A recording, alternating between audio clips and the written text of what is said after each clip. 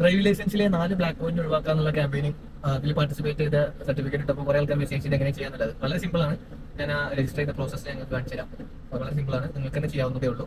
അത് പാർട്ടിസിപ്പേറ്റ് ചെയ്ത് കഴിഞ്ഞാൽ ആക്സിഡന്റ് ഫ്രീ ഡേ ഉണ്ട്. ആ ഡേയിൽ നിങ്ങൾ വയലേഷൻസ് ഒന്നും ഉണ്ടാക്കിയിട്ടില്ല എന്നുണ്ടെങ്കിൽ നിങ്ങൾക്ക് സെപ്റ്റംബർ 15 നിങ്ങളുടെ 4 ബ്ലാക്ക് പോയിന്റ്സ് റിമൂവ് ആയി പോകുന്നതാണ്.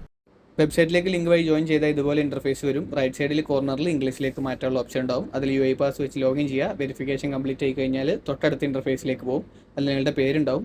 തൊട്ട് താഴെ പ്ലഡ്ജ് ഉണ്ടാവും. ആ പ്ലഡ്ജ് മുഴുവൻ വായിക്കുക. അതിലേതെങ്കിലും വയലേറ്റ് ചെയ്താൽ നിങ്ങൾ ഇതിന് എലിജിബിൾ അല്ല. പ്ലഡ്ജ് വായിച്ചതിന് ശേഷം കൺഫേം ചെയ്യുക. കൺഫേം ചെയ്തതിന് ശേഷം നിങ്ങൾക്ക് കൺഫർമേഷൻ ഇന്റർഫേസ് വരും. അത് നിങ്ങളുടെ ഇമെയിലേക്ക് സർട്ടിഫിക്കറ്റ് വരും. ഫ്രീ ആയി 4 ബ്ലാക്ക് പോയിന്റ് ഒഴിവാക്കാനുള്ള ഏറ്റവും ഈസി വേ ആണത്. എല്ലാവരും ഉപയോഗപ്പെടുത്തുക.